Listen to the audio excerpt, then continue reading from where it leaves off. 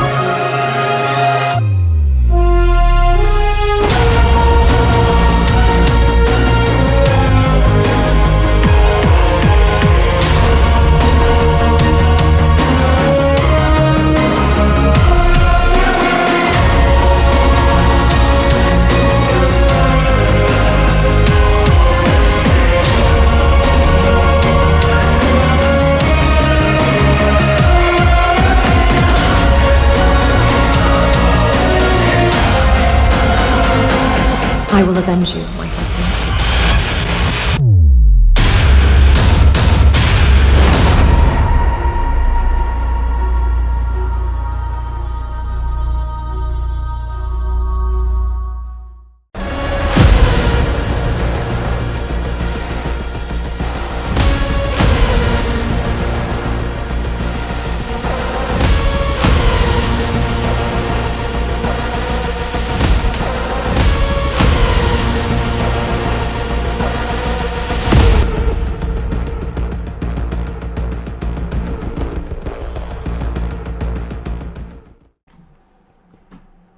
Bonjour YouTube, et bienvenue sur ma nouvelle chaîne, enfin sur ma toute première nouvelle chaîne, qui s'appellera Stitchy.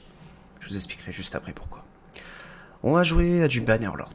J'espère d'ailleurs que la cinématique vous a plu. Donc, pourquoi Stitchy? Eh bien, quand j'étais plus petit, je vais pas vous raconter toute ma vie, sinon ça va durer 3 minutes, je jouais à un jeu incroyablement respectueux, avec une communauté bienveillante. League of Legends. Ah là là. J'en ai insulté des mamans là-dessus. Bref. J'ai joué à ce jeu-là et j'avais pris un pseudo, qui était Stitchy. Le pourquoi du comment, c'était qu'à l'époque, je regardais les streamers coréens jouer et il y en avait un qui m'avait particulièrement plu, qui était très très fort et qui jouait en plus au rôle auquel je jouais. Il s'appelait Stitch. Et je me suis dit, ton pseudo, toi, je vais le reprendre, et je vais le modeler, puis je vais m'en faire un. Et est apparu Stitchy. Et depuis, bah j'ai pas changé. J'ai gardé le même, et moi je l'aime bien. Alors comme vous avez pu le voir, on va jouer à du Bannerlord. J'espère que la cinématique vous a plu. Encore une fois. Et pourquoi on va jouer à du Bannerlord? Parce que quand j'étais petit, encore une fois, j'étais souvent petit, j'aimais tous les films où il y avait des grandes batailles. Donc ça va jusqu'au Seigneur des Anneaux, Gladiator, Narnia pour ceux qui connaissent, 300. Et j'aimais vraiment les batailles épiques qu'il y avait. Enfin, moi j'avais vraiment les poils qui s'hérissaient et je me disais, tu t'allais dormir juste après un film comme ça, dans ta tête, tu faisais des scénarios, tu devais sauver la princesse, t'avais une armée, des fois t'étais un gentil, de temps en temps t'étais un méchant, mais t'étais un gentil quand même. Bon, voilà. Et tu te faisais énormément de scénarios et je connaissais pas encore de jeu à l'époque qui pouvait retracer tout ça. Et dernièrement j'ai découvert Bannerlord. Mountain Blade de Bannerlord. Alors, j'ai découvert D'abord grâce à des articles sur internet. Je me suis dit bon, ça a l'air pas mal, mais j'ai pas trop envie de tester non plus, il faut acheter le jeu. Et j'ai découvert un streamer qui s'appelle Captain Fracas. Je te dis bonjour si tu passes par là. Qui m'a vraiment donné envie de développer en fait cette passion que j'ai découvert à travers ce jeu. Alors j'y ai pas joué non plus très très longtemps, j'ai même joué très peu, mais j'ai directement accroché en fait au type de contenu qu'il faisait, mais particulièrement au jeu auquel il jouait, donc Bannerlord. Et il expliquait comment diriger des troupes, comment créer son royaume, comment devenir un bandit, etc. Et je me suis dit, ça a l'air super intéressant, et j'ai pu regarder des séries entières en fait de ces vidéos, et je me suis dit, bon, allez, maintenant, il va falloir que tu te lances. Et je me suis lancé. Alors sur cette chaîne, il va y avoir deux types de contenu. Il va y avoir d'abord le contenu gaming, on va jouer à Bannerlord, puis à Bannerlord, et enfin à Bannerlord. Puis si de temps en temps, vraiment, dans les méandres du confin du monde, on a envie de jouer à d'autres jeux, eh ben on y jouera. Mais pour l'instant, on va se focaliser sur Bannerlord, et il y a une raison du pourquoi on va se focaliser là-dessus. Parce que le deuxième type de contenu, qui ne va pas apparaître maintenant, mais sûrement au courant de l'année, ça va être du développement web. Et là vous vous dites, il va jouer, il va faire du développement web, c'est pas ce qu'il fait, Titi, lui, il est complètement perdu. Alors non, je vous explique. Le jeu Bannerlord a des modules, et les modules sont développés la plupart du temps par la communauté. Il y a une énorme communauté. Et donc, beaucoup de Français, mais aussi d'autres gens de d'autres pays, développent des modules qui permettent d'ajouter du réalisme et du contenu au jeu. Et c'est vraiment intéressant. Et depuis, j'ai rejoint ce que l'on appelle la Forge des combattants.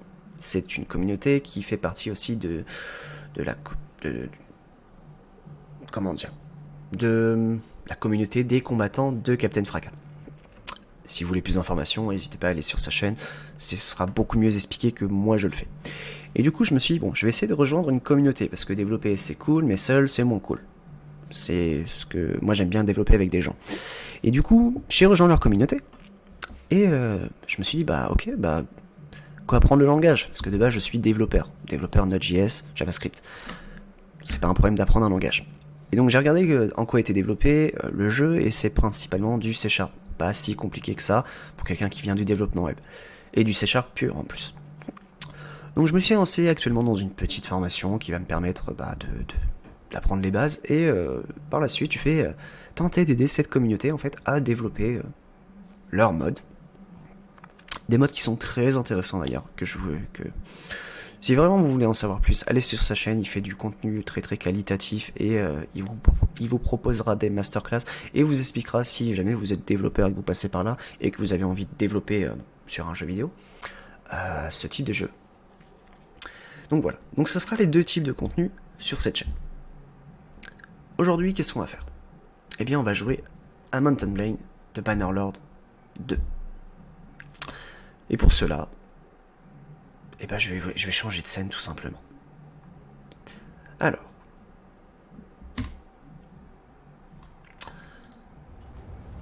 nous voilà sur l'écran principal du jeu. Il y a trois options, trois modes de jeu si vous voulez. Premièrement, la nouvelle campagne. La nouvelle campagne, c'est quand vous allez arriver sur le jeu et que vous allez vouloir découvrir le jeu. C'est par là qu'on va jouer nous, et qu'on va apprendre aussi à jouer. J'ai joué quelques heures mais pas vraiment assez pour comprendre vraiment le jeu. Je voulais juste tester. Il y a aussi des cheat modes que je n'utiliserai pas bien sûr, sauf pour d'autres aventures. Mais là on va vraiment partir de zéro. Ensuite, il y a le mode bac à sable. Le mode bac à sable, c'est quand vraiment on va faire une aventure sans la campagne déjà, sans vraiment instructions, mais aussi qu'on veut vraiment se formé principalement dans une faction. Alors il y a 6 factions, voire plus, et on va en choisir une parmi celles-là. Mais par exemple, si je vous donnais un ordre d'idée, pour le bac à sable par exemple, on pourrait se dire, tiens, je vais être un Ragnar, le viking, et je vais vouloir diriger l'empire du coup du Nord, et assiéger en quelque sorte l'empire. Donc voilà, c'est ce type de module là, ce type de jeu là Donc ça, on en fera plus tard. On va d'abord découvrir le jeu, et je pense que c'est intéressant et ça va vous permettre d'apprendre quelques petites choses. Et moi aussi, même si j'ai pu quand même un petit peu regarder des tips, etc. Puis via les vidéos du Captain Fracas. Les batailles personnalisées, c'est encore différent. Les batailles personnalisées, c'est pour un petit peu se perfectionner au niveau des combats d'armée. Parce que vous dirigez vos propres hommes. Après, c'est comme vous voulez. Soit vous faites un petit peu à la wall again, c'est-à-dire que vous faites F1, F3. On verra à peu près un peu les commandes juste après. Et peut-être que je ferai d'ici là des tutoriels. Mais pour l'instant, en gros, vous faites un F1, F3, ça veut dire que vous chargez. Donc tout le monde va charger dans le tas. Ou alors vous pouvez aussi, et je le fais de temps en temps, demander à l'IA de contrôler vos hommes, et vous contrôlez seulement votre personnage. Vous faites F6 et vous avez les mains dans le slip, et puis vous avancez, et puis vous allez battre les gens qui sont autour de vous. Alors, vous voyez une petite ligne ici où il y a les mode options. Les mode options, c'est ce dont je vous avais parlé juste avant. On a différents modules. Ici, j'ai installé 3 modules pour pas casser un petit peu le réalisme du jeu, dans le sens où c'est la campagne et on veut pas ajouter du surplus. Parce que j'ai déjà joué avec d'autres modes pour tenter, pour voir un petit peu comment c'était. Et vraiment, il y a des modes très intéressants. Et si à un moment ce contenu vous plaît, on pourra ajouter un petit mode qui pourrait vous plaire. Alors, au niveau des modes, j'en ai ajouté 3. Donc, on va aller voir tout de suite lesquels. Le premier mode, Raise Your Torch. Raise Your Torch, comme le nom l'indique, on va lever nos torches, allumer nos torches, comme vous voulez. Donc c'est pratique, c'est dans la nuit. C'est un module que j'ai ajouté parce que pour les combats de nuit, pour moi il n'y avait pas de problème, mais quand on filme en écran, je me suis dit pour les spectateurs, pour les viewers, ça va être un petit peu compliqué d'apercevoir les troupes et tout. Donc je me suis dit, tiens, ajouter un petit peu de lumière, de feu et de réalisme, parce que à l'époque je pense qu'ils se battaient avec des torches aussi, parce que se battre dans la nuit noire sans lumière, tu vois rien. Enfin moi perso, mon pote est à côté de moi, il fait noir, j'entends un cri, je le tue. Hein. Je sais pas, on sait pas, peut-être il a bougé, donc peut-être c'est un ennemi. Hein. Je sais pas. Donc comme vous pouvez le voir, ça donne du réalisme à un point où vraiment vous imaginez une armée qui marche avec des torches. Moi je trouve ça incroyable. On le verra par la suite si on a une grande armée, mais voilà. Voilà les quelques images et tout. Le deuxième module, Perfect Arrow Fire. Donc comme le nom encore l'indique, des flèches en feu. J'ai ajouté aussi parce que pendant les guerres, on voit souvent les archers allumer des flèches en feu. Et je me suis dit que ça pouvait être sympa aussi de l'ajouter. Ça ajoute aussi un peu de lumière dans le noir, donc je me suis dit, c'est pas trop mal. Puis ça ajoute du réalisme. Alors ça ne brûle pas le corps quand vous la prenez, parce que c'est pas développé pour, mais par contre vous avez l'effet d'une flèche en feu. Donc c'est assez beau à voir. Et enfin, le dernier mode, qui certains vont peut-être l'aimer, d'autres vont peut-être pas l'aimer. Moi je l'aime bien, ça rajoute encore du réalisme pour moi. Dismemberment plus, donc démembrement. Alors c'est un mode, voilà, qui permet de faire de la charcuterie à haut niveau. Donc permet en fait de démembrement, des décapitations, et moi je trouve que c'est vraiment ce qui rajoute aussi au jeu du réalisme, parce que pendant les batailles, il y avait des bras coupés, des têtes qui volaient, on pouvait faire du football, non pardon, on pouvait, il avait mal à la tête quoi. Et du coup, par exemple, on voit ce monsieur qui n'a plus de bras gauche, donc il n'a plus de bras gauche. Et lui, il a plus de tête, lui. Donc voilà les 3 modules avec lesquels j'ai ajouté en fait à ce jeu. Et on en ajoutera plus par la suite, mais là on va vraiment se baser sur le jeu en lui-même, sans ajouter d'autres fonctionnalités. Alors, on va revenir sur le gaming. Hop là.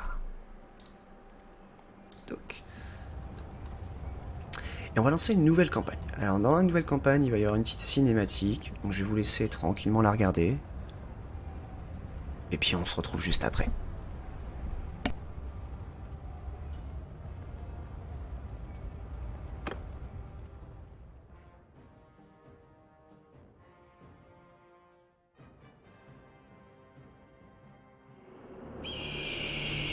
For 500 years, the Calradian Empire dominated the continent.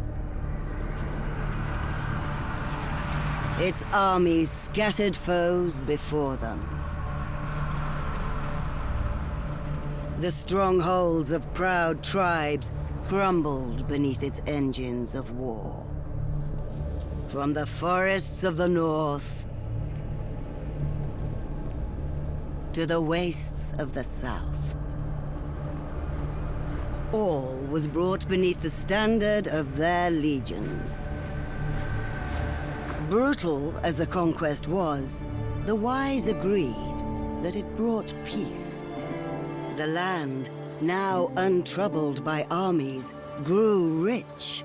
But empires, like men, grow old. Leaders lose a common cause. Corruption spreads. Old enemies learn the Empire's tricks and devise new ones of their own. Until one day, the bonds holding the Empire snap. Then comes the Civil War, pitting all against all. A time of hatred. A time of suffering. But also, even in the worst hours, a time of courage and defiance.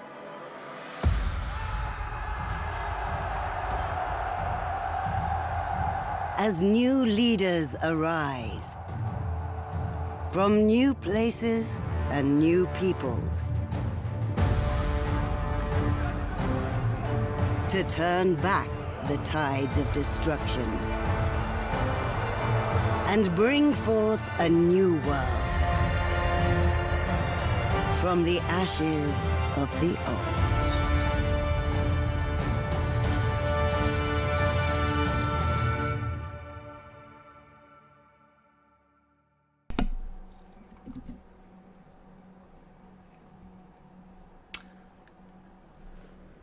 Elle est pas mal la cinématique, hein, faut se l'avouer. Il y a du travail chez Tale Wars, il y a du travail. Alors, donc nous voici dans la culture. Donc on a le choix entre 6 cultures. Alors dans notre mode, on a d'autres cultures, mais là on en a 6 et on va lire un petit peu, découvrir tous les modes. Moi j'ai juste joué Sturgien pour l'instant, juste parce que ça ressemblait à Viking, donc je me suis dit bon allez. Mais j'ai envie de changer. Donc on va voir ce que l'on nous propose. Alors les Vlandais. Les Vlandais sont les descendants d'aventuriers de l'Ouest qui ont vécu sous le joug de l'Empire pendant des siècles avant de former un royaume indépendant.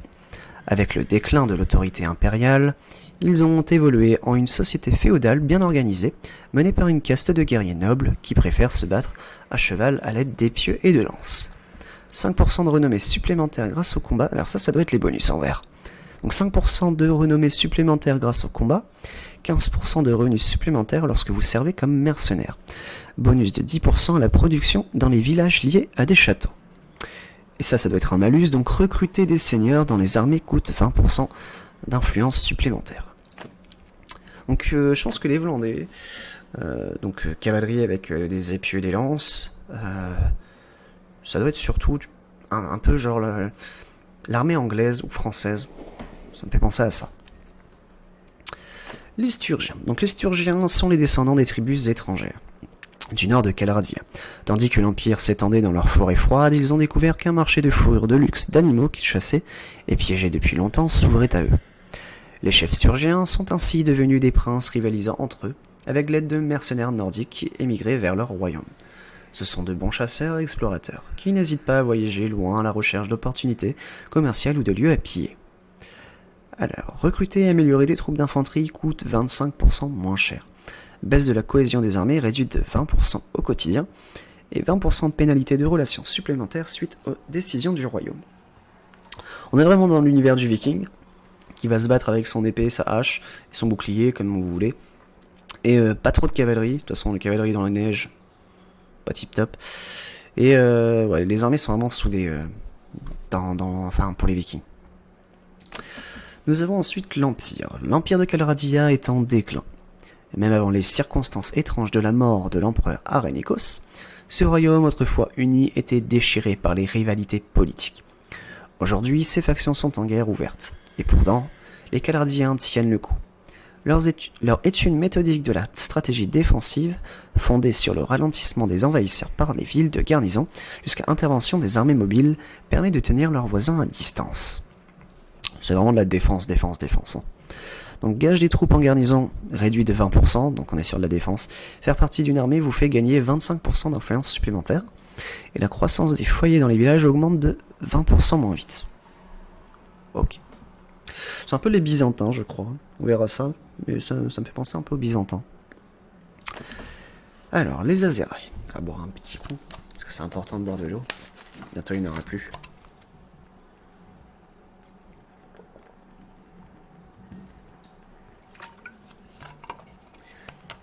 Alors, les Azéraï, aussi bien bédouins nomades que fermiers d'oasis, sont les habitants du désert de Naz. Ils sont réputés pour le dressage de leurs chevaux et leur connaissance du monde entier. Surtout en médecine qu'ils ont accumulé à force d'échanges sur les routes commerciales les plus lucratives du continent. Chaque clan est fier de s'aligner et souvent jaloux des autres, mais lorsqu'ils sont unis par un chef charismatique,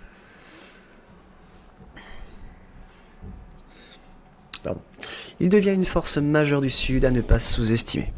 Les caravanes coûtent 30% moins cher à construire, ça doit être des trucs de marchands, pénalité commerciale réduite de 10%, aucune pénalité de vitesse dans le désert, et les gages quotidiens des troupes du groupe sont augmentés de 5%. Donc à mon avis, on est vraiment sur une faction de marchands. Les Kudzaïtes. Les Kudzaïtes forment une confédération de tribus des steppes qui menaient autrefois une vie nomade, mais qui se sont installées depuis peu sur la frontière de l'Empire et effectuent lentement leur transition vers une société agraire dotée de villes permanentes. Malgré tout, ils ont conservé certains aspects de leur vie nomade, notamment leurs affinités avec les chevaux. Ce sont des maîtres de l'archerie, montés, capables de tirer au galop avant de fuir rapidement. Donc, recruter et améliorer des troupes montées coûte 10% moins cher. Bonus de 25% à la production des chevaux, ânes, vaches et moutons dans les villages possédés par des dirigeants Kudzaïtes. Et on a 20% de revenus en moins provenant des taxes sur les villes. C'est un peu les Mongols de l'époque, ça. Et enfin, la dernière faction, les Battaniens. Alors, les Battaniens n'ont pas oublié le temps où les forêts s'étendaient dans tout le nord de Calradia, et où l'Empire et ses villes n'avaient pas encore violé leur caractère sacré.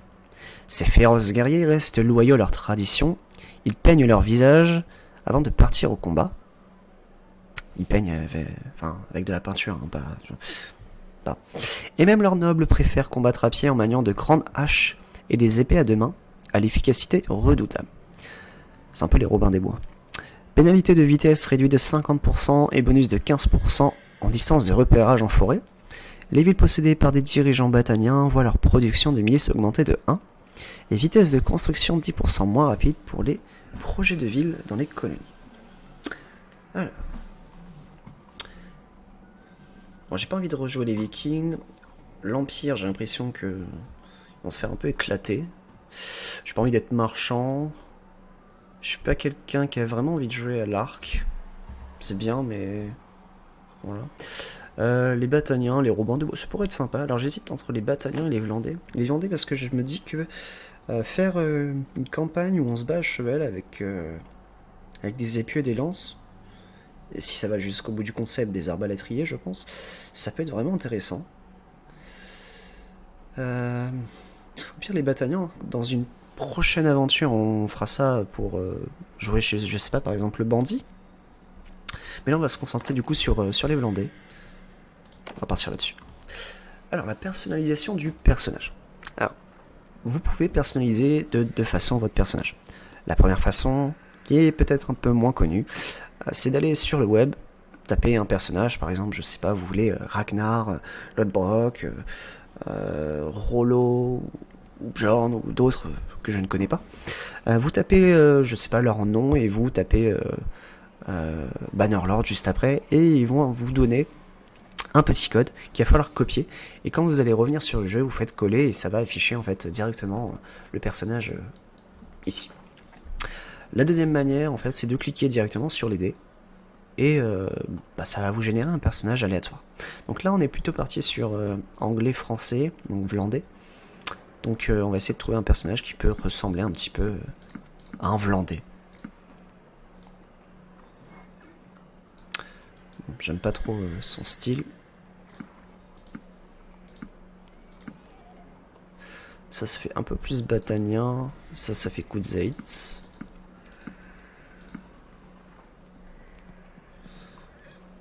Ça peut faire... Ouais, ça peut être pas mal. On va partir là-dessus. On peut lui rajouter un petit manteau aussi pour voir ce que c'est.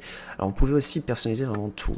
Là on va pas personnaliser tout parce que ça prend du temps. Peut-être plus tard on le fera pour une prochaine aventure, mais là on va pas s'attarder là-dessus. On va juste lui rajouter une petite cicatrice parce qu'il s'est battu avec un ours. Ouais, avec un ours. Voilà. Hop là. Alors, donc, ici, on va choisir sûrement on va choisir les attributs et les compétences. Alors, que je vous explique. Vigueur, contrôle, endurance, ingéniosité, sociabilité, intelligence, ce sont des attributs à proprement parler. Donc, on commence avec 2 partout. Les petites cases ici, donc par exemple, maniement à une main, arbalète, forge, etc., ce sont des compétences. Donc, à chaque fois qu'on va monter de niveau, on va avoir des montées de compétences, des montées d'attributs.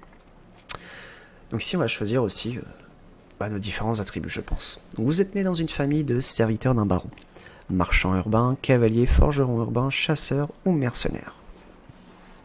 Alors nous on va jouer avec la cavalerie. Donc je pense que le cavalier serait pas trop mal. Alors ça nous affichait un petit texte. Vos parents étaient de petits fermiers avec juste assez de terre pour se nourrir et faire quelques profits. Les gens comme eux étaient les piliers de l'économie du royaume ainsi que la base des levées. Donc ça nous ajoute 10 niveaux de compétences et 1 point de concentration pour les armes d'ast et arbalètes. Et 1 point d'attribut pour l'endurance. Vraiment pas mal. Dans votre enfance, vous y étiez caractérisé par votre compétence à diriger, vos muscles, votre attention aux détails, votre talent avec les nombres, votre sociabilité, votre don avec les chevaux. Bon, j'avais des muscles à l'époque quand j'étais... Non, je rigole, j'avais pas de muscles. Je mettrais bien le don avec les chevaux puisqu'on est avec la cavalerie, mais ça serait de mentir. En vrai, j'ai toujours été très sociable. Je le suis encore. Donc on va partir sur la sociabilité. Vous étiez toujours attentif aux autres et saviez deviner leurs intentions. Vous étudiez le comportement des adultes et essayez de vous servir de vos découvertes avec vos amis. Donc 10 niveaux de compétences et 1 point de concentration pour charme et commandement, et 1 point d'attribut pour sociabilité. Ok. Comme tous les enfants du village, vous aidiez dans les champs. Il vous arrivait aussi de garder les moutons, travailler à la forge du village, réparer certains projets, chercher des herbes dans la nature, chasser du petit gibier, vendre des produits au marché. Moi j'aimais bien faire... je rapportais des petites feuilles et tout dans des classeurs et tout. Et ça séchait après, donc peut-être les herbes dans la nature. Donc le soigneur du village vous envoyait dans les collines à la recherche d'herbes médicinales. Ouais, dans mon enfance, on avait un gars là qui me disait va chercher des fleurs bleues là. C'est important. Vous avez appris quelles plantes soignaient les blessures ou faisaient tomber la fièvre et comment les trouver. 10 niveaux de compétences et 1 point de concentration pour médecine et reconnaissance et 1 point d'attribut pour endurance. Oui. En tant que jeune grandissant en Calradia, la guerre n'était jamais bien loin. Vous êtes entraîné avec la cavalerie, avez monté la garde dans la garnison, avez chevauché avec les éclaireurs, vous êtes entraîné avec l'infanterie, avez rejoint les escarmoucheurs, avez marché avec les aides de camp. Eh bien, nous avons rejoint la cavalerie. Vous n'auriez jamais pu vous procurer l'équipement par vous-même, mais vous étiez suffisamment doué à cheval pour qu'un seigneur local vous prête une monture et l'équipement approprié. Vous avez ensuite rejoint la cavalerie et appris à manier la lance. 10 niveaux de compétences et 1 point de concentration pour équitation et armes d'ast. 1 point d'attribut pour endurance. Avant que vous ne partiez à l'aventure, votre plus grande prouesse fut: vous avez vaincu un ennemi au combat, vous avez sauvé votre quartier d'une crue, vous avez investi de l'argent dans des terres, vous avez chassé un animal dangereux, vous avez vécu une sacrée équipée en ville. Mauvaise traduction, je pense. Vous traitiez bien les gens.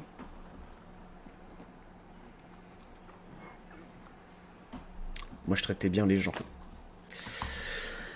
Votre prouesse n'était pas du genre de celle des légendes locales, mais plutôt de celles qui vous font gagner le respect de ceux qui vous entourent. Votre honnêteté et votre sens de la justice et de l'équité, aussi bien dans les affaires que pour aider ceux dont le besoin a été remarqué. Cela vous a permis de mieux savoir cerner les gens. 10 niveaux de compétence et un point de concentration pour charme et intendance, un point d'attribut pour sociabilité, plus 1 à pitié, générosité et honneur, plus 5 de renommée. On gagne pas mal de choses.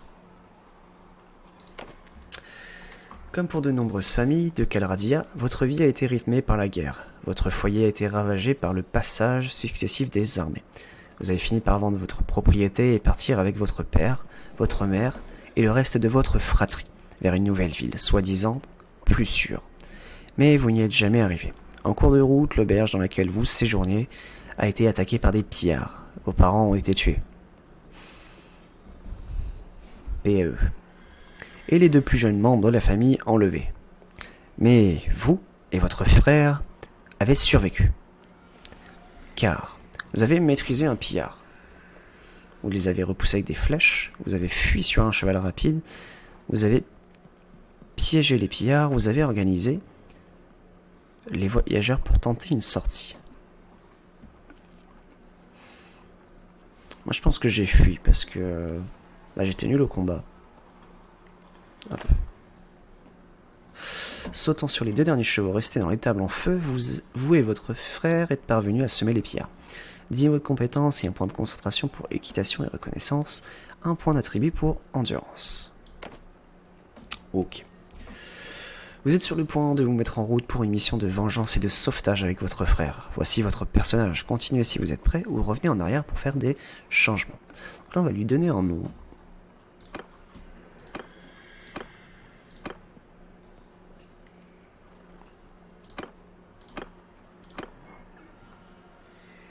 Vigoter. Vigoter, c'est un bon nom de Vlandais, ça. On va prendre Vigoter. Hop là. On va jouer en difficulté Bannerlord, donc porte-bannière. En anglais, en fait, c'est Bannerlord. J'avais joué en anglais. Mais là, on va le mettre en français pour ceux qui ont du mal en anglais, ce qui n'est pas un problème. Je vais juste modifier ça. Le problème, en fait, si on laisse ce paramètre à activer la mort au combat pour tous les héros.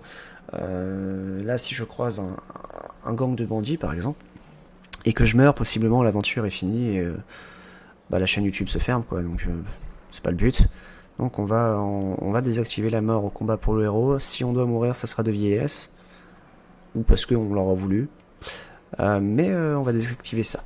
Donc désactiver la mort au combat pour le héros. Après vous avez deux petites cases que vous pouvez cocher. Je vous les conseille pas. Attribuer automatiquement les atouts. Vous pouvez pas trop choisir sur quoi vos compagnons, parce que vous allez avoir des compagnons, sur quoi ils vont pouvoir se baser au niveau des compétences. Et mode homme de fer, en gros, quand vous prenez une décision, vous la prenez jusqu'au bout et vous ne pouvez plus faire marche arrière. On commence le jeu, on va commencer doucement. Déjà qu'on a mis la difficulté au maximum, voilà. Donc c'est parti.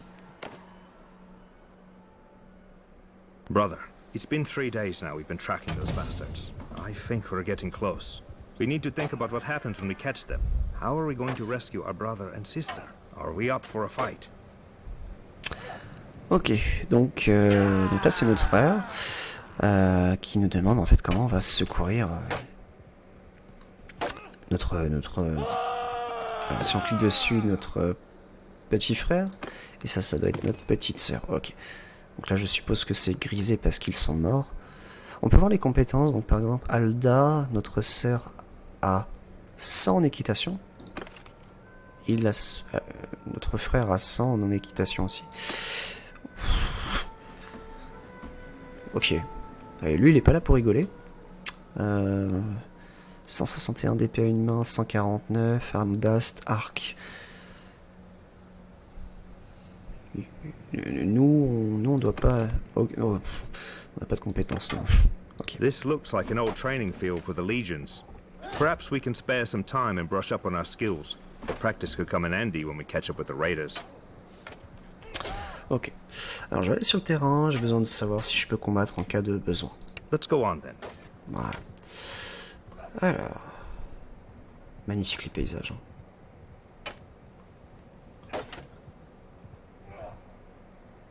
Est-ce que je peux lui mettre une patate? Excusez-moi monsieur, excusez-moi. Alors pour marcher, donc Z, pour reculer S, pour se déplacer à droite D, et pour aller à gauche Q. Donc bah tiens, on va aller faire un petit entraînement. Hop. On va prendre ça. Hop. Ok. Hop. Alors pour se défendre, vous devez placer en fait le bouclier dans là où en fait l'ennemi va taper. Donc c'est un petit mouvement avec la souris. Donc là par exemple pour attaquer maintenant, je vais déplacer ma souris sur la gauche et faire un clic droit. Pareil sur la droite, pareil en haut et pareil en bas. Voilà. Hop. Maintenant on va faire l'entraînement avec les professionnels. Bonjour, bonjour monsieur, c'est pour s'entraîner. Bonjour. Ah, allez voir l'entraîneur. Bonjour. Ok. Ah, là, le combat va commencer.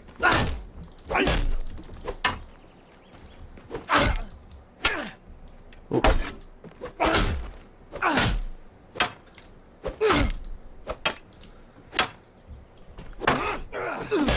Ok, on a gagné contre le monsieur. Là, on va jouer contre... Voilà, c'est le boss final du jeu, hein, je vous le dis. Il est un petit peu de moustache et... Non, d'être un peu plus fort. Oula, oula.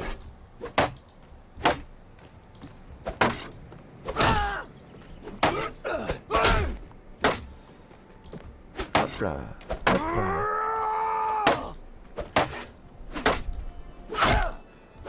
Oula, oula.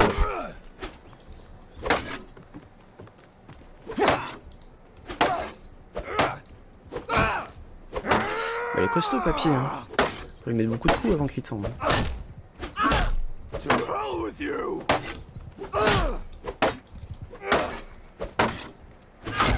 Ah bah dis, GG, hein. C'était dur. Bon, on va pas rester plus longtemps. On va aller commencer un petit peu la bataille. Pour partir, c'est juste tab, vous restez appuyé dessus, puis vous pouvez partir directement. Alors, vous êtes sur un terrain d'entraînement. Ici, vous pouvez apprendre les bases du combat. Donc on va partir. Alors, avant de faire quoi que ce soit d'autre, nous commençons à manquer de nourriture. Il y a un village au nord d'ici, dans lequel nous pourrions acheter des provisions et trouver de l'aide. Tu chevauches mieux à cheval que moi, alors je te laisse prendre les devants. Alors, donc ça nous explique qu'on peut se déplacer sur la carte à l'aide de la caméra, ZSQD, et après on a juste à cliquer sur la carte pour se déplacer. Donc on a l'air d'avoir des compétences ou attributs qu'on peut ajouter, donc on va aller se rendre dessus. Ouais. Alors on a un point de concentration, donc ce n'est pas un point de compétence, c'est un point de concentration. On va pouvoir ajouter, alors, arme d'ast ou équitation. Je pense que l'arme d'ast ne peut être pas mal. On va prendre l'équitation quand même, parce que ça permet de rajouter de la vitesse et puis une monture qui est assez solide, on va dire. Donc voilà.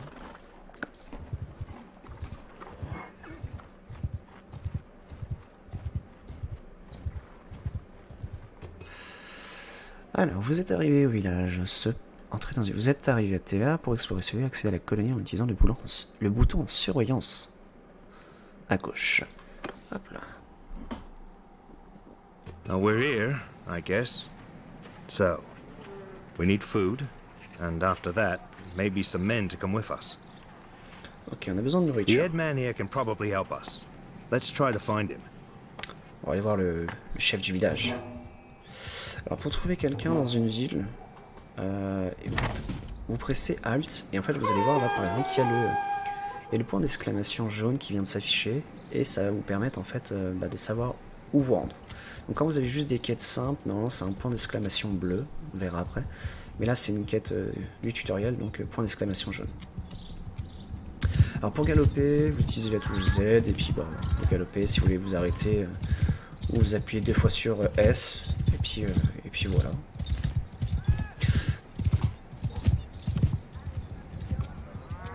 Un petit village, c'est sympa.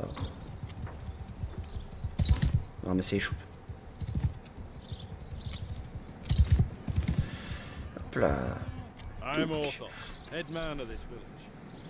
What brings you here? Nous avons besoin d'aide. Des pillards ont enlevé notre petit frère et notre petite sœur. Nous pensons qu'ils ont pu passer par They ici. got your people too. Sorry to hear that. Those bastards have done a bit of killing and looting in these parts as well. We think they've gone north. I reckon there are a few folk around here who'll join you in going after them if you'll pay for their gear. Once you've made your preparations, come and talk to me again. I may have a task for you if you're going after the raiders. Ok, donc on va devoir prendre des troupes et aussi à manger. Donc, troupe du chef. Ok, bon, on va tout recruter. Alors je vais juste faire quelque chose dans les options. Hop. Peut-être baisser un peu le volume principal. Et rajouter un peu de musique. Ok. Alors on va acheter un peu de céréales. Hop. Nous avons acheté nos préparatifs. Allons reparler au chef. Il avait dit qu'il aurait peut-être une tâche pour nous. Son amitié pourrait être utile. Glad to see you found what you needed. Now, about that matter I mentioned earlier. There's this wandering doctor who comes through here from time to time. Name of Tactius. Treats people for free. We're fond of him. Well, we last saw him a few days ago. He was carrying some sort of chest, which he was very mysterious about. He was on some sort of quest, he said, though wouldn't tell us more. He set off on the road just a few hours before the raiders came through here. Well, he's not really a worldly type, just the kind of fellow who'd stumble into a trap and let himself be captured. We're worried about him. If you can keep an eye out for him, this Tactius will be very grateful. Maybe if he's alive and well, he'll tell you a little more about his quest. Ok, ok. Donc on a trouvé un médecin qui s'appelle Tacteos. Hop là. Donc on a des pillards. Alors si vous appuyez sur Tab, vous avez plus d'informations. Donc, par exemple, là on voit qu'ils ont 2 prisonniers et qui vont à une vitesse de 4.8. Pareil, là 3.3. Ils ont un peu moins de vitesse parce que, à mon avis, ils doivent être dans les arbres. Enfin, dans la forêt. Et ils ont 2 prisonniers. Ok. Donc on va partir d'ici. Alors nous on a une vitesse de 6.9 parce qu'on a beaucoup de cavalerie, je pense. Voilà. Plus 1.97. Et c'est le début du jeu. Bon, donc on va les poursuivre. Ah, il y avait d'autres pillards aussi en haut. Vous avez rencontré le groupe des pillards. À l'attaque. Under my command! Alors là, par exemple, vous pouvez ordonner à vos combattants de charger en ouvrant le menu des ordres de déplacement avec F1 puis F3. Donc là, je vais juste suivre le tutoriel. F1, on peut voir qu'il y a plein d'ordres. On va utiliser F3 et on charge.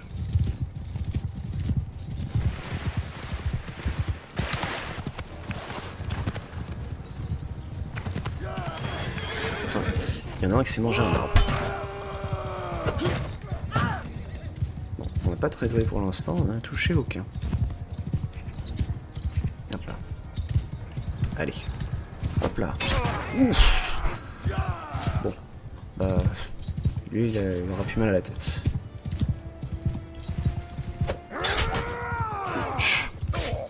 Vous voyez à gauche, en fait, dans l'écriture blanche, en fait, c'est les points de les dégâts qu'on a fait, plus les compétences qu'on a gagnées en faisant ça.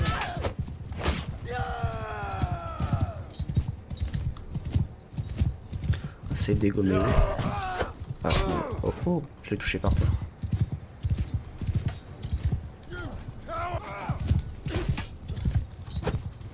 Hop là.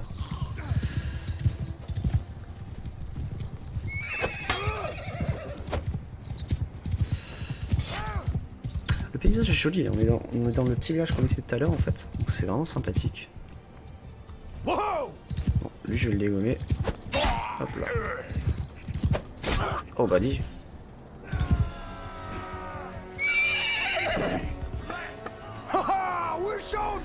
On a gagné.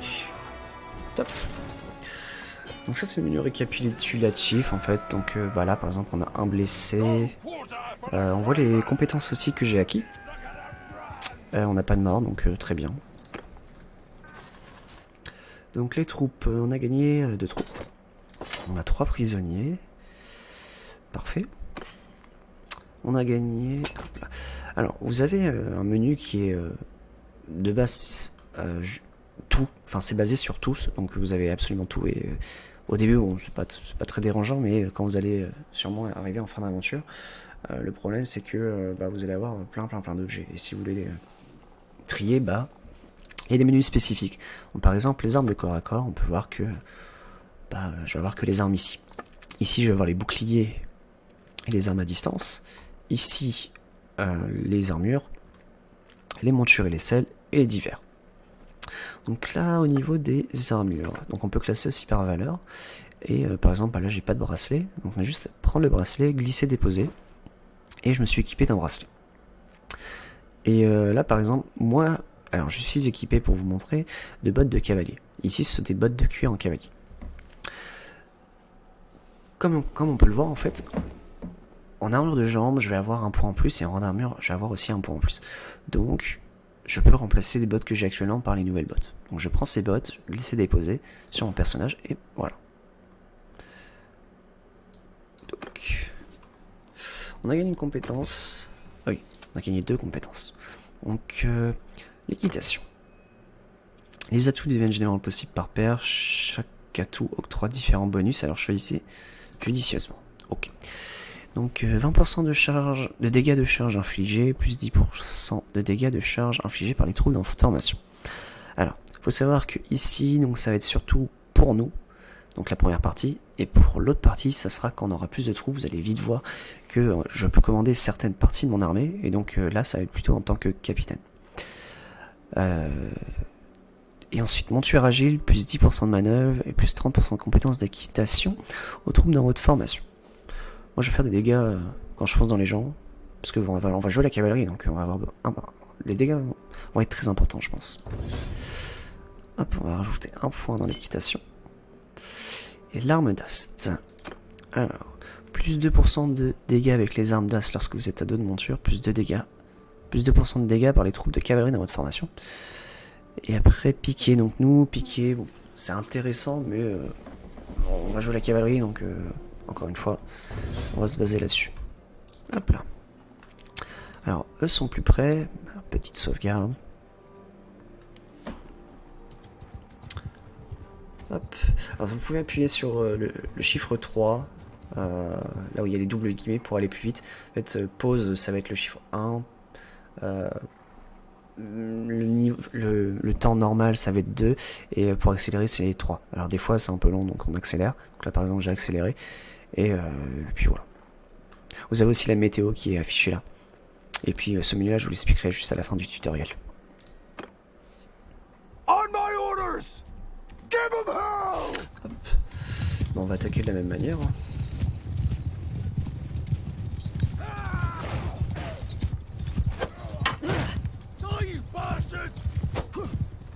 Bon, on a fait 0 dégâts comme tout à l'heure. Tout à l'heure, hein, j'ai dit ça, mais j'ai one-shot quelqu'un juste après, donc on va voir ce que ça fait.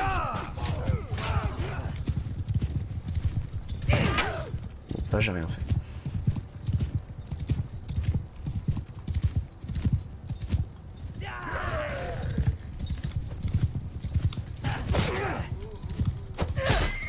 Oh, il a fait mal à mon cheval.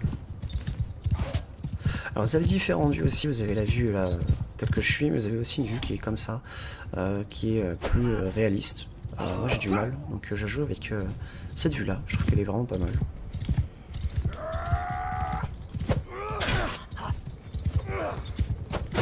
Allez.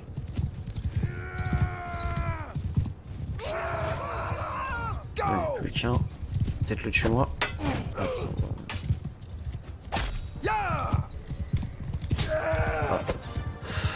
Parfait.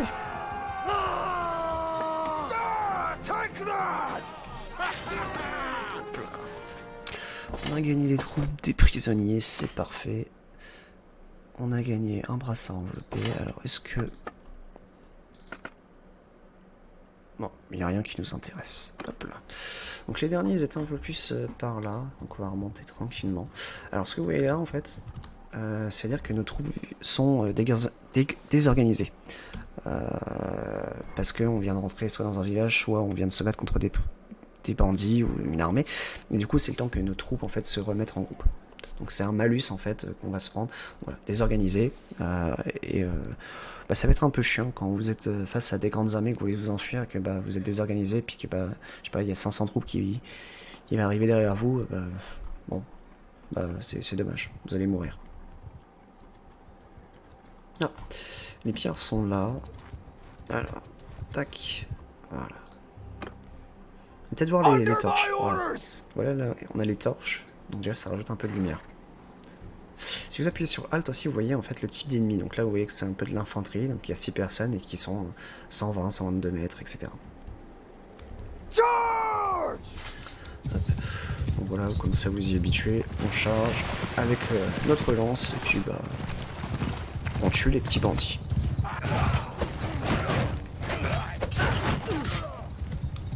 Oh, ils ont pris une charge là. Tout le monde a chargé.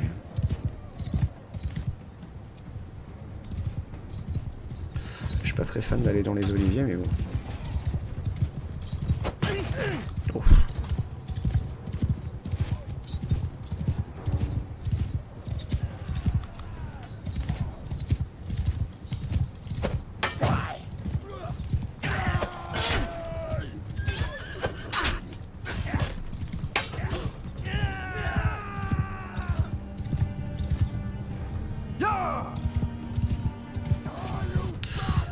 C'est un peu chiant là-dedans parce qu'on voit que dalle.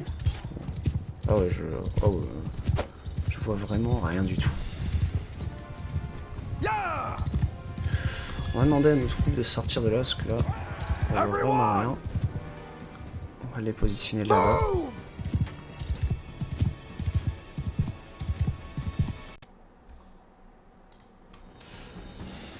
Hop là, tac, voilà. On va attendre qu'il se rapproche un petit peu. On va demander à tout le monde de descendre aussi. Everyone, dismount! Et je vais vous montrer un petit peu le combat aussi au corps à corps. Charge! Bon, on va dégommer tout le monde. Bon bah voilà.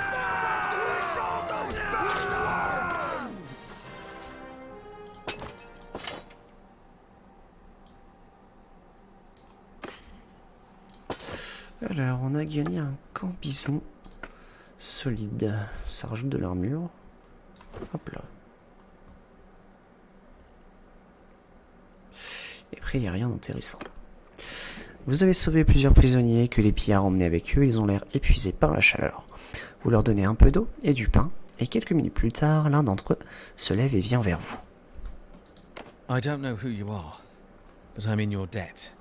These brigands would have marched us to our deaths. C'est le médecin, Tacteos. My name's Tactios. I'm a doctor by trade. I was on, well, a bit of a quest, but I'm now thinking I'm not really made for this kind of thing. I was with a caravan and they just came out of the brush. We were surrounded and outnumbered, so we gave up. I figured they'd keep us alive, if just for the ransom. But then they started flogging us along at top speed without any water, and I was just about ready to drop. I could feel the signs of heat stroke creeping up, and I told them, but they just flogged me more. If your group hadn't come along, maybe I have a way to thank you properly. Les voix sont vraiment bien faites, je trouve. Nous cherchons 2 enfants capturés par les pillards. Savez-vous quelque chose à leur sujet? I'm afraid I haven't seen any children, but after our caravan was attacked, the chief of the raiders, the one they call Radagos, took and rode off with our more valuable belongings, including a chest that I had. He seemed to be controlling more than one band around this area. If this lot has your kin, then I think he'd be the one to know. And since I have nothing of value left to repay your help, I'll tell you this. If you do catch up with and defeat that ruffian, you may be able to recover my chest. It contains a valuable ornament, which I was told could be of great value if you knew where to sell it. I was trying to find out more about it, but, as I say, I've had all my urge for travelling flogged out of me. Right now, I don't think I'd venture more than 20 paces from a well as long as I live. Nous garderons cela à l'esprit. It doesn't look like much, and I suspect this lot will give it away for a few coins. But I got it from a mercenary whom I treated once, and he swore it was related to Neretz's folly. I don't know what that means, except that Neretes was of course the emperor who died in battle some years back. Maybe you could find out its true value. Thanks for saving me again. Mais de rien, très cher, I de rien. hope our paths will cross again. Quête active. Ok. Alors du coup on a une quête. Alors ça c'est le menu des quêtes et donc là on peut voir à peu près les quêtes qu'on a déjà effectuées. Donc là, trouver le repère de la bande de Radagos et vainquez-les. Ok. Hop. Bon, on va cliquer dessus et puis voilà, on va les vaincre. Alors est-ce que... Ouais. Ça c'est pratique aussi. Donc si on fait un halt aussi sur une ville, on peut en savoir plus. Donc par exemple là on sait qu'il y a 11 troupes d'infanterie, donc 9 pillards de Radagos, et un boss des bandits, donc Radagos. Ok. Eh bien, attaquons. Lorsque les missions de repère démarrent, les ennemis ne savent pas que vous approchez. Ordonnez à vos troupes de vous suivre avec les raccourcis F1 et F2 et essayez de les répartir en petits groupes.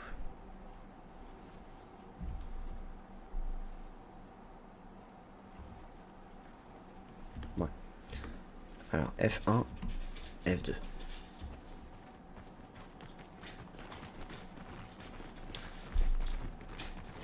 Ah, c'est joli paysage. Alors, est-ce que si je tape dans un arbre, je le traverse? Oh. Bon, je le coupe pas, mais on voit un peu les copeaux de bois tomber par terre, donc vraiment très réaliste. L'herbe est jolie, l'eau... Ah, bonjour monsieur. Hop là. Ah, lance des pierres. Hop là, allez. Ah, oh, ah oui. Et il avait pas beaucoup de vie. C'est... Pour les bactéries, là, on est pas mal. Hein. Ouais. Alors, regardez, l'eau est juste super jolie. Bon, il manque un petit truc, j'ai l'impression, c'est que là, on marche dans l'eau et concrètement, on n'entend pas les petits clapotis. Mais ça reste que c'est super joli. La qualité de l'eau est incroyable. Bonjour monsieur, je cherche Radagos. Est-ce que vous savez où il est? Ouais. On écrit tous là.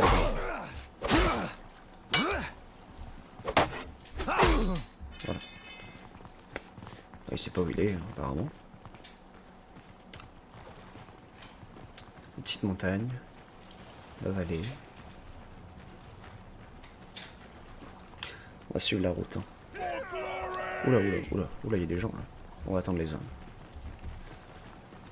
Hop là. Bouclier. Allez.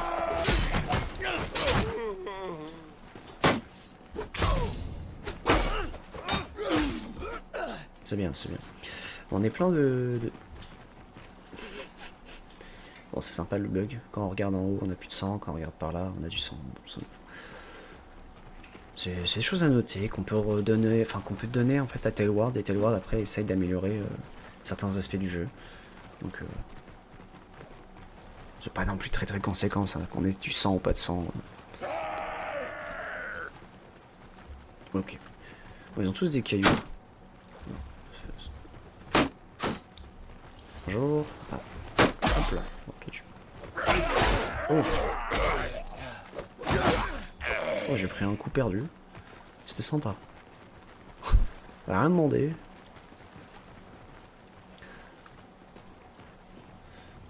Parce qu'ils tournent tous le dos quasiment.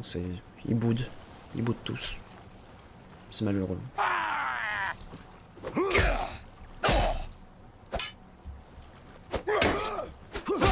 Ah, your oh. limbs! Bon bah là il y a un morceau de bras hein, qui est tombé.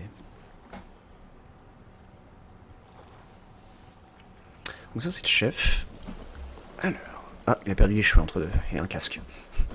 Sympathique. So, who's this that comes through my place of business, killing my employees? Nous avons entendu dire que vous détenez notre frère et notre sœur. Où sont-ils? Good heaven. I need a better description than that. My men have harvested dozens of little brats in this region. Quite good hunting grounds. Already sent most of them off to a slave market, I know, though. Since your hunt for your kin is fruitless, how about you clear off and save your own lives? Either that, or I'll force you to lick up all the blood you've spilled here with your tongues. Or, you and I could settle this one-on-one. Alors désolé, mais moi je n'affronte pas des bandits, des pillards en 1v1. Vous allez juste vous faire éclater. Aïe.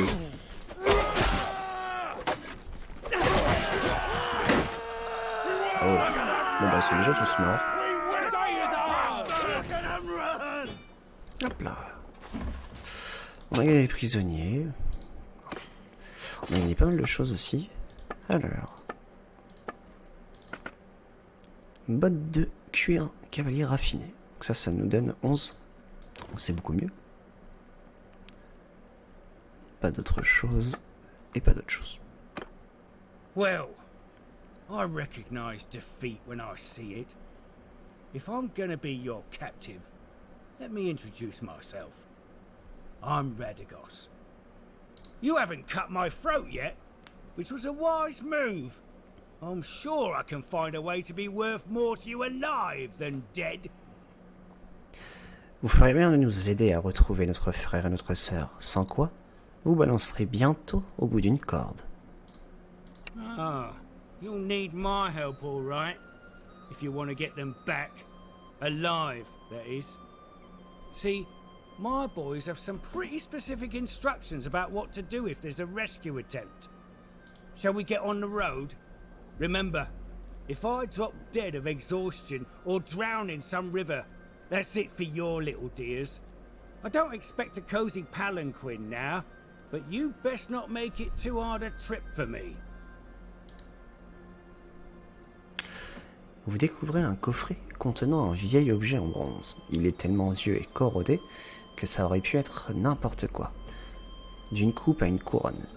Ce doit être le coffre que Tactéos vous a mentionné et qui a quelque chose à voir avec la folie de Neretzes. I was hoping to find more treasure here, but I think business wasn't going too well for Radagos and his gang. I found this strange-looking metal piece, though. It doesn't look too valuable, but it could be the artifact Tactéos was talking about. Maybe we can sell it to one of the noble clans for a hefty price.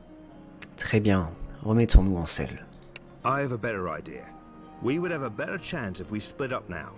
I'll take Radagos and go find the slaver market and look for a way to free the children. However, we must be careful not to endanger their lives, and it could be better to just buy them. We need to have our purses full for that, though. I'll need to take these men with us. Radagos is a slippery one. I don't want him getting away. Alors tu veux que je gagne de l'argent pour payer la rançon des petits? Indeed. You have to find a way to do that. Maybe this bronze thing can help. Tactéos said it could be worth a fortune to the right person, if you manage not to get killed. If he's telling the truth, you must be careful. Never reveal that you have it, but try to understand its value and how it can be sold. One more thing. When you are talking to nobles and other people of importance, make sure you present yourself as someone from a distant but distinguished family. You can use our family name if you like, or make up a new one. You will have a better chance of obtaining an audience with nobles, and it'll be easier for me to find you by asking around. On va s'appeler le guerrier. Parce qu'on va être un guerrier. Get on the road now. Once I locate the little ones, I'll come find you. Alors, on va choisir notre bannière. On va être déjà en type cavalerie, donc 3 chevaux. Enfin, il y en a plus. On va pas être en archer monté. J'aime bien ça. Alors peut-être changer de couleur. Et sur le bouclier ça rend. cheval blanc sur une bannière rouge, ça rend vraiment pas mal. Ouais, j'aime bien. J'aime bien, j'aime bien. Je pense qu'on va partir là-dessus. Le dictaciel est fini. Vous êtes désormais libre d'explorer Calradia. Le deuxième jour était 1084. Vous avez découvert l'artefact mentionné par Tacteos.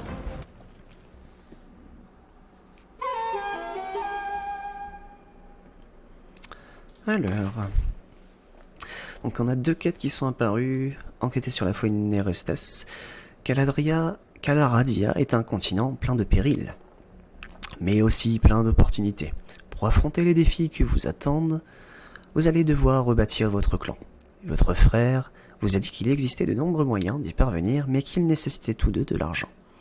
Le commerce est un moyen d'y arriver. Combattre et vendre des bandits capturés en ville en est un autre. Peu importe la voie que vous suivez, voyager en solitaire fera de vous une proie facile. Sachez que vous pouvez recruter des hommes pour vous accompagner auprès de notables des villes et villages. Bien qu'ils vous demanderont peut-être d'accomplir une tâche ou deux avant de vous permettre de recruter leurs meilleurs guerriers. Naturellement, vous pourrez aussi trouver des personnages uniques dans les tavernes de Calradia. Cependant, ces derniers ont tendance à préférer les clans un peu plus établis. Donc on doit amasser 1000 deniers. Ok.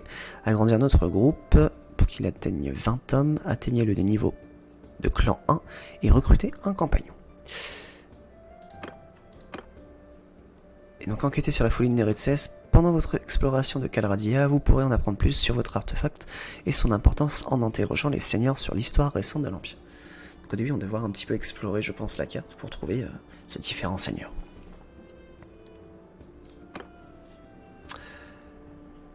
Et bien sur ce, je pense qu'il est temps de s'arrêter là pour aujourd'hui. On a vu un petit peu comment ça se passait, comment se passait le tutoriel, comment se passe un petit peu le jeu. Dans la prochaine aventure, on va vraiment commencer à vouloir gagner de l'argent, à affronter des bandits, à recruter des hommes, à recruter des compagnons. Et on va continuer aussi, je pense, cette quête, donc de récupérer, d'en savoir plus sur cette fameuse bannière, parce que on sait pas vraiment ce que c'est. Donc merci à tous. Merci d'avoir suivi cette vidéo. Si vous voulez réagir, n'hésitez pas dans les commentaires. La prochaine vidéo qui sortira sera sûrement vendredi prochain. Donc on continuera ensemble cette aventure. Je vous remercie encore. Bon week-end à vous. Prenez soin de vous et à bientôt.